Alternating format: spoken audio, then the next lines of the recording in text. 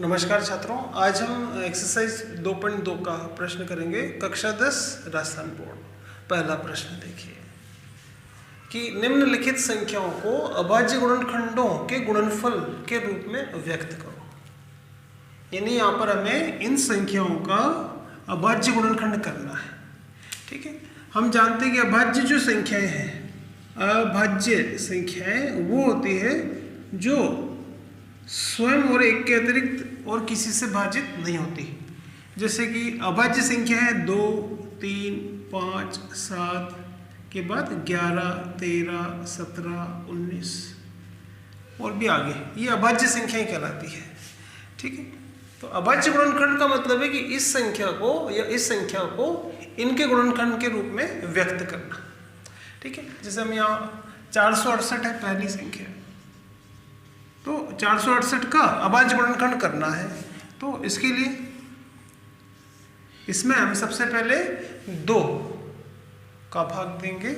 इकाई में 8 है यानी इसमें 2 का भाग जाएगा। फिर 4 है यानी 2 का भाग जाएगा। मतलब जब तक 2 का भाग जाएगा हम 2 का भाग देंगे। ठीक है, फिर 2 का भाग देंगे तो 117। अब यह इकाई में 7 आ गया, मतलब इसमें 2 का भाग नहीं जाएगा, यानी अब 2 का भाग नहीं जाएगा। तो क्या 3 का भाग जाएगा? इसके लिए हम भाग जाएगा कि नहीं जाएगा उसके लिए अंकों को जोड़ते हैं। 7 और 1 8 और 1 9। ठीक है, 7 और 1 8 और 1 9। अगर अंकों का योग आया 9, है ना, अंकों का योग आया 9 और 9 3 से भाजित होता है, मतलब इसमें 3 का भाग जाएगा। 3 दूनी 3 तिया 9, 3 नाम 27। ठीक है, हम यहाँ पर हैं। अभी फिर इसमें 3 का भाग जाएगा, आएगा 13। फिर 13 में 13 का भाग 1 बार जाएगा। तो इस तरह से हम लिख सकते हैं आंसर 468 को गुणनखंड के रूप में व्यक्त करें तो 2 बार आया है, 2 का स्क्वायर। 3 2 बार आया है, 3 का स्क्वायर। ऐसे 13 1 बार आया है। तो ये होगा आंसर कि इस भाज्य संख्या को हमने अभाज्य संख्याओं के गुणनखंड के रूप में व्यक्त किया। इजी क्वेश्चन है ना, ये भी इजी है। तो हम ये वाला करते हैं। 3825 3825 में सबसे पहले 2 का ट्राई करेंगे, लेकिन यहाँ पे इकाई में 5 है यानी इसमें 2 का भाग नहीं जाएगा, 2 कैंसिल। 3 का देंगे, अंकों को जोड़े, 5 और 2 7, 7 और 8 15 और 3 18, यानी 18 3 के पाड़े में आता है, मतलब इसमें 3 का भाग जाएगा। आप ऐसे डायरेक्ट नहीं कर सके तो इधर एक साइड में भाग दे के भी देख सकते हैं। इसमें 3 का भाग देंगे, 3 एकम 3, 8 उतारेंगे, 3 दूनी 6, 2 बचेगा, 2 उतारेंगे, 3 सत्ते 21, 1 बचेगा, 5 और 3 पंजे 15। तो ये भाग जाएगा 1275, है ना। 3 पे है, हम यहाँ पे 5 और 7 12, 2 14 और 1 15, यानी अभी इसमें 3 का भाग जाएगा। 3 चौक 12, 3 दूनी 6, इतनी बार। अब 5 और 2 7, 7 और 4 11, 11 3 के पाड़े में नहीं आता, मतलब इसमें 3 का भाग नहीं जाएगा।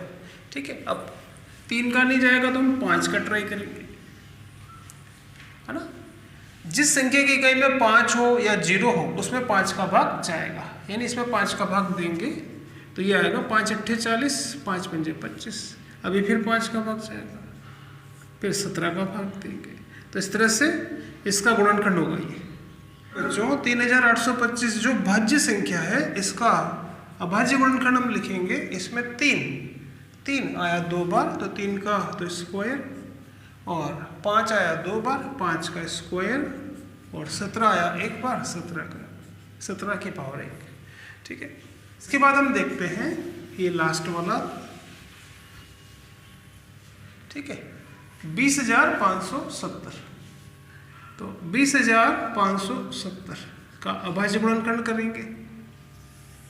ठीक है, यानी इसमें इकाई में अगर 0 आ रहा है, 2 आ रहा है, 4 आ रहा है, 6 आ रहा है तो इसमें 2 का भाग जाएगा, यानी इसमें 2 का भाग देंगे, 2 का भाग जाएगा इसमें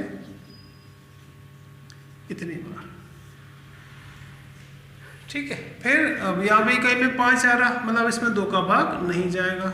क्या 3 का जाएगा? तो अंकों को जोड़ेंगे, 5 और 8 13, 13 और 2 15 और 1 16, 16 3 की पहाड़ी में नहीं आता। इसमें 5 का जाएगा क्योंकि इकाई में 5 है, तो इसमें 5 का भाग देंगे। 5 दूनी 10, 0, 5 पंजे 25, 5 सत्ते 35। ठीक है, अब इसमें 5 का भी भाग नहीं जाएगा, तो क्या इसमें 7 का भाग जाएगा? तो इसका 7 का भाग देके हम देखें तो इसमें 7 का भाग मेरे हिसाब से नहीं जाएगा। ठीक है, 7 दूनी 14, 7 नाम 63, 7 इसमें भाग नहीं जाता, तो 7 के बाद फिर हम ट्राई करेंगे 11, तो इसमें 11 का भाग जाएगा। तो इसमें 11 का भाग देंगे। 2057 में 11 का भाग, 11 एकम 11, 11 अट्ठे 88, 7 बचेगा, 11 सत्तर 77, 187 बार जाएगा। 187 में फिर 11 का भाग देंगे, ये जाएगा 17 बार, फिर 17 का भाग देंगे, 1 बार जाएगा। तो इस प्रकार जो 20,570 है, इसका अभाज्य गुणनखंड होगा 20,570 का अभाज्य गुणनखंड आएगा 2 गुणा 5 गुणा 11 है 2 बार, 11 का स्क्वायर इंटू 17। ठीक है, तो एक तरफ है भाज्य संख्या और ये सब कहलाती है अभाज्य संख्या। तो हम भाज्य संख्या को अभाज्य संख्या के गुणनखंड के रूप में व्यक्त कर रहे हैं। बच्चों दूसरा प्रश्न देखते हैं। ठीक है, कि पूर्णांकों के निम्नलिखित युग्म का मस्य यानी महत्तम समापवर्तीय तथा लस्य ज्ञात करो, तथा ये भी सत्यापित करो कि लस्य और मस्य का गुणा उन दोनों संख्याओं के गुणा के बराबर होगा। ठीक है, तो यहाँ पे हम सबसे पहले यहाँ 3 सवाल है। पहला प्रश्न देखते हैं 96। तो हम यहाँ पे पहले 96 का गुणनखंड करेंगे, 2 का भाग देंगे 48 बार, फिर 2 का भाग 24 बार, 2 का भाग इसमें जाएगा 12 बार, 2 का भाग 6 बार, फिर 2 का भाग 3 बार, 3 में 3 का भाग देंगे। इस प्रकार से जो फर्स्ट है इसमें 96 का गुणनखंड लिखेंगे कि 2 आया इसमें 5 बार, 2 की घात 5 इंटू 3 आया 1 बार। अब सेकंड जो नंबर है वो है 404, ये इसका भी गुणनखंड करेंगे। पहले 2 का भाग देंगे तो 202, फिर 2 का भाग देंगे 101, और 101 अभाज्य संख्या है, इसमें बस 101 का ही भाग जाता है। ठीक है, तो 404 का गुणनखंड आएगा 2 का स्क्वायर इंटू 101। अब हमें यहाँ पे निकालना है मस्य निकालना है 96 और 404 का। ठीक है, तो अब याद रखिए, है ना, मस्य में हम ये करते हैं कि केवल कॉमन लेते हैं, केवल कॉमन की छोटी घात लेते हैं, जो कॉमन है उसकी छोटी घात लेंगे। इसको आप ऐसे याद रखिए कि केवल कॉमन लेंगे। तो जैसे आप ये 96 का गुणनखंड देख रहे हैं 2 की घात 5 इंटू 3, 404 का गुणनखंड 2 की घात 5, 2 की घात 2 इंटू 101 है। तो यहाँ जो कॉमन है 2 यहाँ पर भी आ रहा है, यहाँ पर भी आ रहा है। ठीक है, तो इसमें कॉमन उसकी भी छोटी घात लेंगे, तो यहाँ 2 की घात 5 है, यहाँ 2 की घात 2 है, तो कॉमन 2 है और इसकी छोटी घात 2 है। तो इसमें जो मस्य आएगा वो 2 का घात 2 यानी 4। ठीक है, अब हम लस्य लेंगे, लस्य 96 और 404 का लेना है।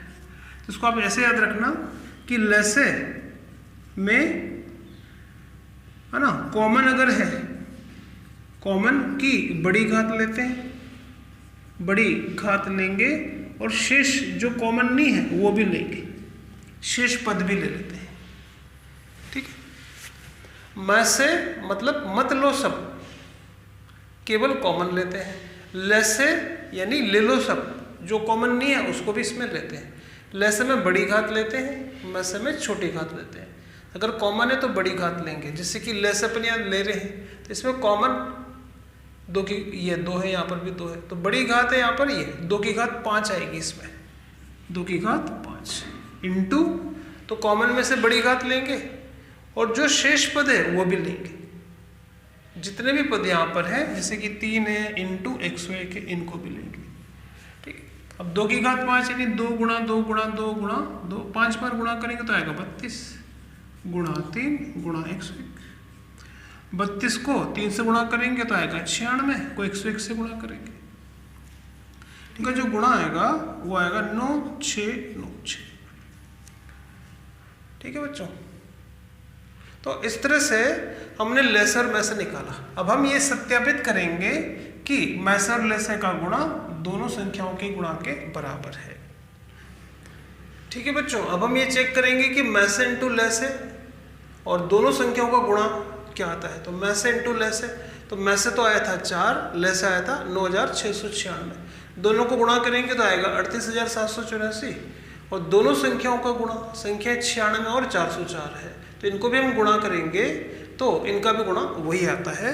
तो ये एक नियम है, तो इससे ये सिद्ध हुआ कि इसीलिए हमें प्राप्त हुआ कि मैसे इंटू लेसे बराबर हमेशा प्राप्त होगा दो संख्याओं का गुणा, या दोनों संख्याओं का गुणा के बराबर आएगा। ठीक है, तो ये एक नियम है कि अगर संख्याएं दो ही हो तो उनका मैसे और लेसे का गुणा उन दोनों संख्याओं के गुणा के बराबर आता है। इस तीसरा प्रश्न देखते हैं बच्चों कि अभाज्य गुणनखंड विधि से निम्नलिखित पूर्णांकों का मैसे और लेसे ज्ञात कीजिए, यानी HCF और LCM ज्ञात करना है। यहाँ इस तरह से ये छोटे छोटे 6 सवाल है। पहला प्रश्न 12, 15 और 21, ये 3 संख्याएं हैं। 12 का गुणनखंड करा, 15 का, 21 का यहाँ पे रखा। 12 का गुणनखंड में 2 आ रहा है 2 बार, इंटू 3 1 बार। इसी तरह से 15 का 21 का करा। अब यहाँ पे हमें मैसे लेना है तीनों संख्याओं का। मैसे में याद रखना केवल कॉमन लेते हैं, केवल कॉमन लेंगे और उसकी भी छोटी घात लेते हैं। ठीक है, मत लो सब, है ना, केवल कॉमन लेते हैं। तो यहाँ आप देख रहे हैं कि 3 3 3 सब जगह है। ठीक है, तो इसकी छोटी घात लेंगे तो यहाँ पे तो एक ही घात है, तो ये छोटी घात भी यही है, बड़ी घात भी यही है। ठीक है, बस मैसे में केवल कॉमन लेते हैं। अब जैसे 5 यहाँ पर है, यानी है 2 यहाँ पर है, यानी है, तो बस केवल 3 कॉमन आया। अब लेसर लेंगे, लेसे इन्हीं संख्याओं का 12, 15, 21 का लेसे लेना है। लेसे मतलब ले लो सब, सभी आ जाता है इसके अंदर, सब टाइप की संख्या आती है और सबकी बड़ी घात लेते हैं। जैसे कि आप यहाँ देख रहे हैं कि 2 की घात 2 है, कॉमन नहीं है तो भी लेंगे, लेसे है, ले लो सब। तो 2 और जगह नहीं है तो इसकी बड़ी घात यही है, 2 का स्क्वायर। 3 की बड़ी घात यही है। 5 एक ही जगह, बड़ी घात भी यही है, छोटी घात भी यही है, इंटू 7। तो इन्हें भी गुणा कर देंगे तो ये आएगा लेसे। 2 का वर्ग 4, 4 तिया 12, 12 पंजे 60, 60 को 7 से गुणा करेंगे तो आएगा 420। तो इस तरह से मैसे तो आएगा 3, लेसे आएगा 420। ठीक है बच्चों, तो ये था फर्स्ट सिंपल क्वेश्चन है। इसी तरह से इसका सेकंड है। सेकंड में संख्या है 24, 15 और 36। तो हम पहले 24 का गुणनखंड करेंगे, 2 का भाग, इस तरह से। फिर 15 का गुणनखंड करेंगे, 3 का भाग 5 बार जाएगा। और फिर 36 का गुणनखंड करेंगे, 2, 18, फिर 3, फिर 3। तो इस तरह से सेकंड वाले में जो संख्याएं हैं 24, इसमें 2 आया 3 पर, 2 की घात 3 इंटू 3। 15 आया, 15 का गुणनखंड आया 3 गुणा 5। और 36 का गुणनखंड आएगा 2 का स्क्वायर इंटू 3 का स्क्वायर। अब हमें इसका मैसे लेना है इन संख्याओं का, 24, 15, 36 का। तो मैसे में याद रखिए केवल कॉमन लेते हैं। और आप देख रहे हैं कि 3 सब जगह आ रहे हैं, 3 आ रहा है सब जगह। तो इसकी यहाँ 1 घात है, यहाँ 1 घात है, यहाँ 2 घात है, तो इसमें हम छोटी घात लेते हैं, मैसे में छोटी घात लेते हैं। तो कॉमन है यहाँ पे 3 3 3, लेकिन इसकी छोटी घात 3, बाकी 2 यहाँ पर है, यहाँ नहीं है, बाकी कॉमन नहीं है, तो मैसे तो ये आएगा। और लेसे 24, 15, 36 का लेसे लेना है, तो इसमें सब ले लो, जो भी संख्या दिख रही है उसकी बड़ी घात लो, जैसे कि 2 की घात 3 है, यहाँ पर 2 की घात 2 है, कॉमन नहीं है तो भी ले लो, लेसन है, और इसकी बड़ी घात लेंगे तो आएगा 2 की घात 3। इसी प्रकार से 3 की बड़ी घात 3 का स्क्वायर, 5 और है यहाँ पे।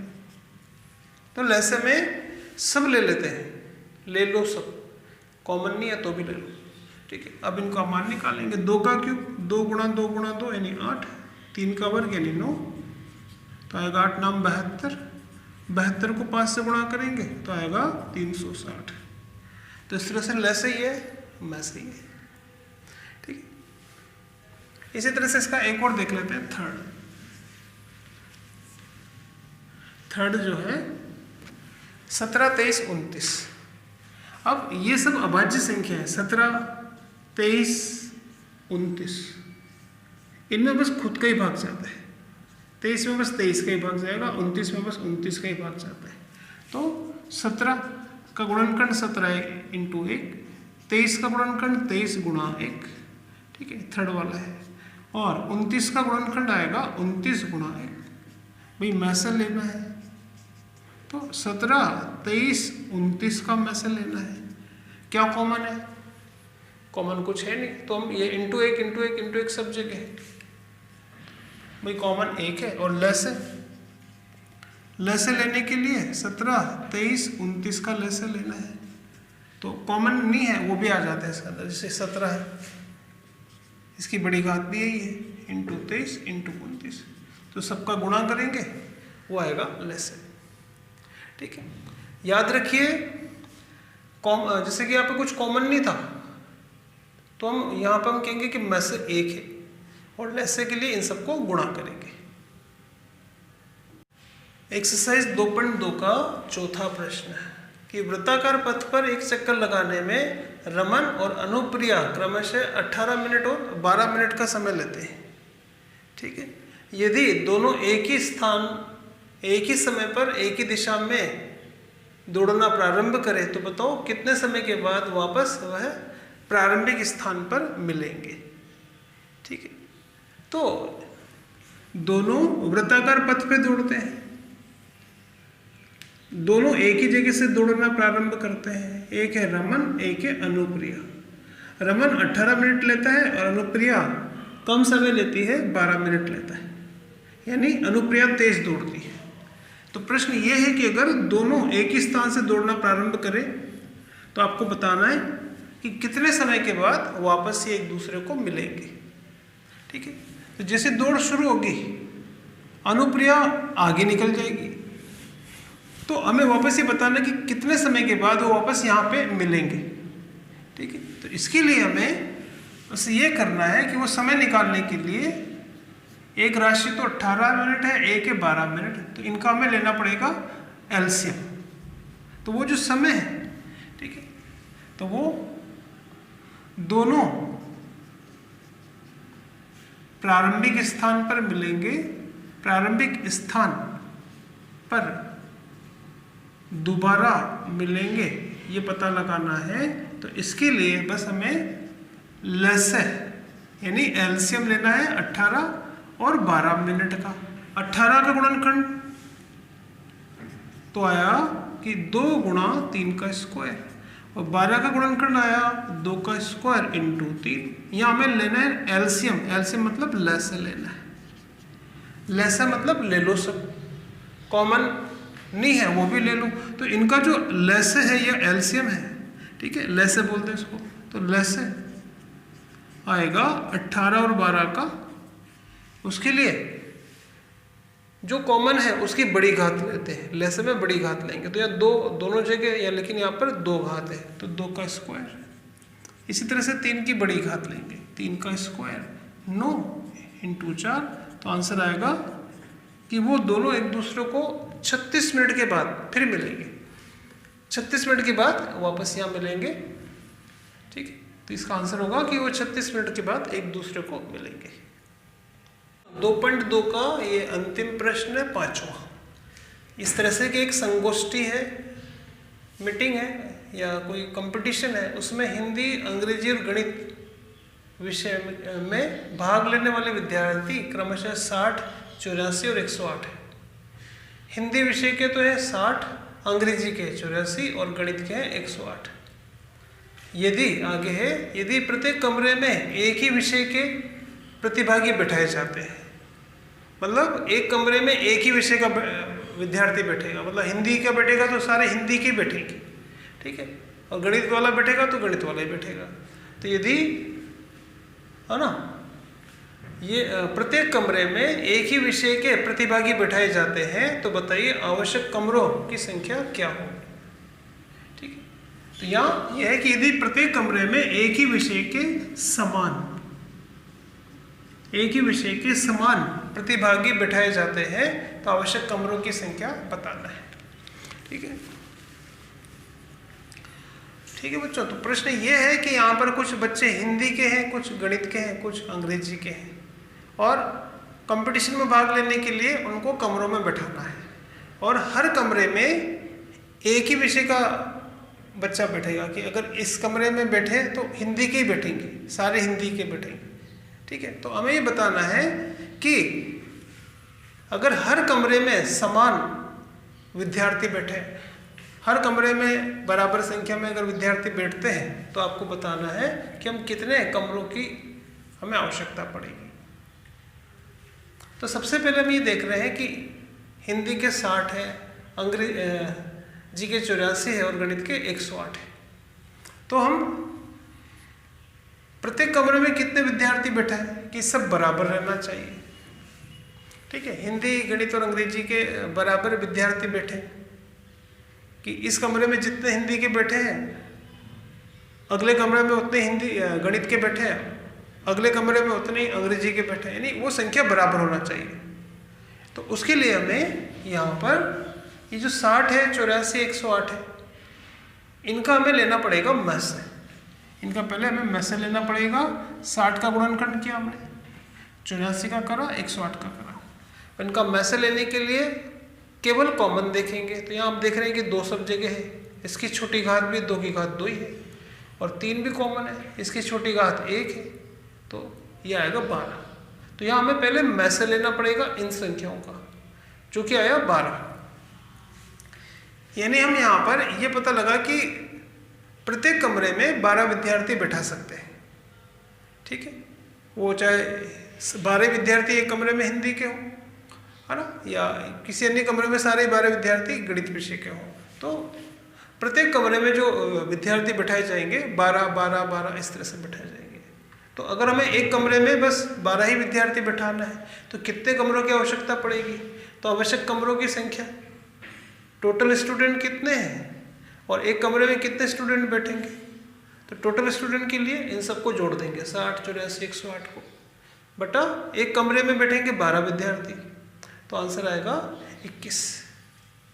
ठीक है, सबको जोड़ेंगे 252 में 12 का भाग देंगे 21 आएगा। इसको आप ऐसे भी कर सकते हैं कि 12 से 60 5 बार कट जाएगा, 12 से 7 बार कट जाएगा, 9 बार कट, इनको भी टोटल करेंगे तो भी 21 आएगा। ठीक है बच्चों, तो ये प्रश्नावली थी 2.2। ठीक है, अगले टर्न पे हम देखेंगे 2.3। तो आप भी थोड़ा पढ़ते रहें, जो कुछ सवाल मैंने छोड़े हैं उनको आपको करना चाहिए। ठीक है, धन्यवाद।